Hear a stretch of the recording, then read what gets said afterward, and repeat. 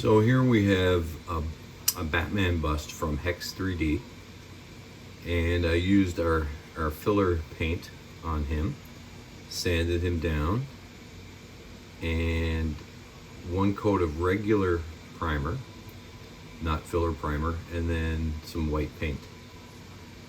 So it's very little work, and it's a lot easier to sell a Batman bust that's not full of layer lines.